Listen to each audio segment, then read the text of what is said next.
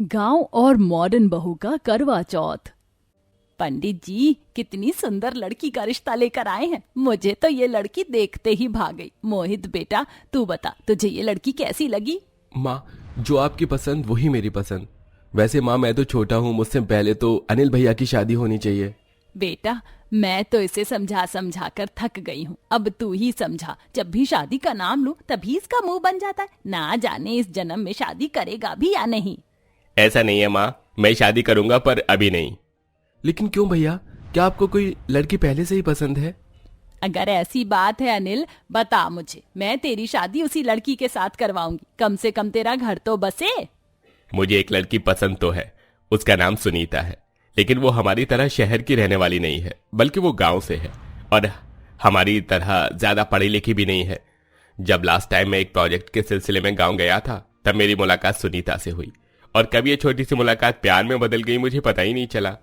अगर तू उस लड़की से इतना ही प्यार करता है तो मुझे इस रिश्ते से कोई एतराज नहीं है। मैं तेरी और मोहित की एक साथ ही शादी करवाऊंगी। अपनी माँ सुमित्रा की बात सुन अनिल काफी खुश होता है, जिसके बाद सुमित्रा गांव जाकर सुनीता के माता पिता से बात करती है और अपने दोनों बेटों की शादी एक ही दिन रख देती है। शादी की सारी रस्म खत्म होने के बाद सुमित्रा अपनी दोनों बहू का बड़े प्यार से गृह प्रवेश करती है। माँ जी, ये घर तो किसी बंगले से कम नहीं लग रहा है। क्या ये सच में मेरा ही ससुराल है? ऐसा घर तो मैंने शाहरुख खान की एक पिक्चर में देखा था। अरे बहू, ये शहर है और यहाँ पर ज्यादातर लोगों के घर तुझे ऐसे ही मिलेंगे। सुमित्रा अपनी गांव वाली बड़ी बहू को घर के बारे में बता ही रही होती है कि तभी घूंघट ओढ़ी शहरी बहू जानवी एकदम से अपना घूंघट ऊपर कर देती है। शहर से होने की वजह से जानवी ने अपने लहंगे का ब्लाउज भी कट स्लिप बनवाया था, जिसे देख सुनीता अपने मुंह पर हाथ रख लेती है। ही राम, देवरानी जी, ये आपने कैसे कपड़े पहने हुए हैं? या चुन्नी पहनकर आ गई हैं? माँ जी, आपने देवरानी जी से कुछ कहा नहीं? चुप कर गंवार, ये लेटेस्ट फैशन है। आजकल की सभी ब्राइड्स इसी तरह का ब्लाउज पहनती हैं, तेरी तरह ऊपर से नीचे नहीं, समझी? जानवी बहू, ये कोई तरीका है अपनी जेठानी से बात करने का? माफी मांगो इससे। मम्मी जी, आपने सोच भी कैसे लिया कि मैं इस गांव की गंवार से माफी मांगूंगी? न जाने क्या सोचकर आपने इस गांव की गंवार को मेरी जेठानी बना दिया। इतना कहकर शहरी बहू जानवी मुंह बनाकर अपने कमरे में चली जाती है। सुनीता बहू, तो जानवी की बातों का बुरा मत मानना, धीरे धीरे वो तुझे समझने लगेगी। सुनीता को समझाकर सुमित्रा भी अब अपने कमरे में चली जाती है और ऐसे ही दोनों बहुओं की शादी का दिन गुजर जाता है। अगले दिन होते ही सुनीता सुबह सुबह उठकर भजन गाते हुए भगवान की पूजा करने लगती है।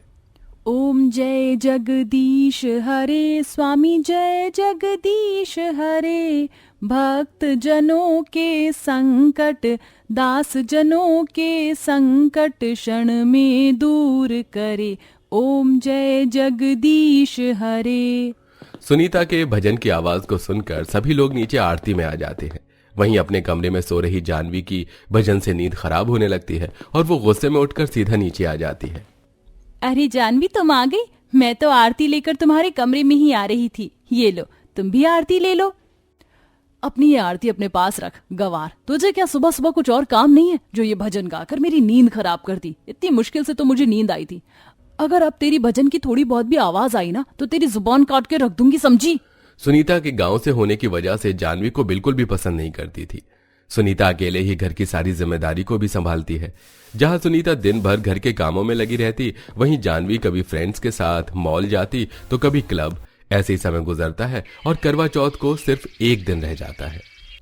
जानवी, सुनीता बहू, शादी के बाद ये तुम्हारा पहला करवा चौथ है। करवा चौथ पर सास बहू को सरगी देती है। इस सरगी के अंदर काजू बादाम किशमिश मिठाइयाँ सब कुछ है। कल सुबह सूरज निकलने से पहले तुम सरगी खा लेना और साथ में ये सुहागन का जोड़ा और श्रृंगार का सामान भी है। कल करवा चौथ पर तुम इन्हीं सामान से तैयार होना। सुनीता अपनी सास सुमित्रा से सरगी का सामान लेकर सुनीता के पैर छूकर आशीर्वाद लेती है, लेकिन वहीं जानवी भी सरगी का सामान देखकर मुंह बना लेती है। माँ जी, ये क्या आपने मुझे बेकार सा सामान दिया है? आपने सोच भी कैसे लिया कि मैं इतनी घटिया क्वालिटी की साड़ी पहनूंगी और ये लाल चूड़ियां और गंदी सी लिपस्टिक लगाऊंगी? मैं करवा चौथ पर क्या पहनूंगी ये मैं डिसाइड करूंगी, ना कि आप। इतना कहकर जानवी मुंह बनाकर चली जाती है। जानवी की बात सुन सुमित्रा को बुरा तो लगता है, लेकिन सुमित्रा उसे कुछ नहीं कहती। सुमित्रा के कहने पर सुनीता जानवी की सरगी ले जाकर उसके कमरे में रख देती है और वहीं दूसरी तरफ जानवी करवा चौथ कपड़ों की शॉपिंग के लिए एक बड़े से मॉल में जाती है। ये हुई ना बात, अब मिला है मुझे करवा चौथ के लिए एक परफेक्ट ड्रेस। जानवी बड़े से मॉल से अपनी करवा चौथ के कपड़े ले लेती है। साथ ही एक बड़े से पार्लर में जाकर manicure, pedicure, waxing, bleach, facial, cleaning, hair spa जैसी चीज करवाती है। कल तो करवा चौथ पर सबसे ज्यादा सुंदर मैं ही लगूंगी। पार्लर का काम खत्म होने के बाद जानवी सीधा घर पर आ जाती है और ऐसे ही रात हो जाती है। सूर्यदेव के निकलने से पहले सुनीता उठकर जल्दी से नहा धो लेती है और भगवान की पूजा पाठ कर सुमित्रा की दी हुई सरगी को भी अच्छे से खा लेती है। मैंने तो सरगी खा ली, लेकिन क्या जानवी ने खाई होगी? एक काम करती हूँ, उसे देख कर आती हूँ। अगर सो रही होगी तो सरगी खाने के लिए उठा भी दूंगी। सुनीता जानवी के कमरे के बाहर जाती है और काफी देर तक जैन के कमरे का दरवाजा खटखटाती है, लेकिन जानवी नींद में होने की वजह से दरवाजा नहीं खोलती और बेचारी सुनीता वापस आ जाती है। थोड़ी देर में सूर्यदेव दर्शन देते हैं और सरगी का समय खत्म हो जाता है। दोपहर के 12 बजे तक तो जानवी आराम से रह लेती है, लेकिन धीरे धीरे अब उसे भूख लगना शुरू हो जाती है।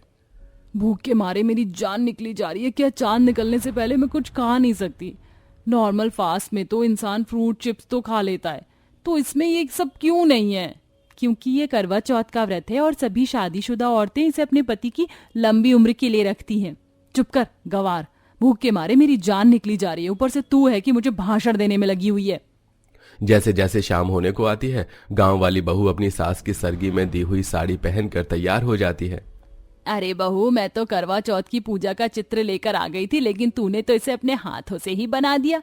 माँ जी, हमारे गांव में सभी औरतें अपने हाथों से ही करवा पूजा का चित्र बनाती थी। मैंने उन्हीं को देखकर ये सीखा है।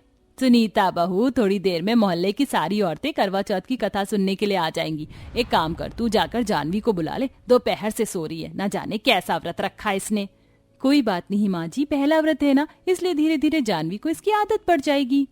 सुनीता करवा चौथ की कथा के लिए जानवी के कमरे में बुलाने के लिए जाती है। जानवी अपने कमरे में लेटकर आराम से फोन चला रही होती है। जानवी, करवा चौथ की कथा सुनने का वक्त हो गया है, जल्दी से तैयार होकर नीचे आ जाओ। मेरे पास इतना फालतू का टाइम नहीं है कि मैं ये कथा सुनने के लिए नीचे आऊं। जानवी, करवा चौथ का व्रत रखने वाली हर औरत करवा चौथ की कथा सुनती है। बिना कथा सुने तुम्हारा व्रत पूरा नहीं होगा। अपना ये फालतू का ज्ञान अपने पास रखो, अनपढ़ गंवार कहीं की। तुम मुझे सिखाओगी? निकल जा मेरे कमरे से। अपनी जेठानी के लाख समझाने पर भी जानवी करवा चौथ की कथा सुनने के लिए नहीं आती और उसे बेइज्जत करके कमरे से निकाल देती है। जिसके बाद सुनीता अकेले ही सभी सुहागन औरतों के साथ बैठकर करवा चौथ की कथा सुनती है। जैसे जैसे शाम गुजरने लगती है, वैसे वैसे अब जानवी की भूख भी काफी बढ़ जाती है। अब इस भूख को मैं और बर्दाश्त नहीं कर सकती, मैं तो चली खाना खाने के लिए। जानवी चुपके से किचन में जाती है और फ्रिज में से खाने पीने की चीज निकाल कर खाने लगती है। अच्छे से पेट भर जाने के बाद जानवी अपने कमरे में आती है और तैयार हो जाती है। जहां करवा चौथ के दिन सभी सुहागनों ने लाल रंग का जोड़ा पहना था, वहीं जानवी काले रंग के बैकलेस साड़ी पहनकर सबके सामने आती है। जानवी बहू, तेरा दिमाग तो सही है, आज के दिन तूने ये पहना है, जानती भी है तूने कितना बड़ा अपशगुन किया है। अरे माँ जी, आप ये अपशगुन जैसी चीज कुछ नहीं होती है, और वैसे भी मुझे बैकलेस ब्लाउज बहुत पसंद है, इसलिए मैंने सबसे यूनिक और हटकर पहना है।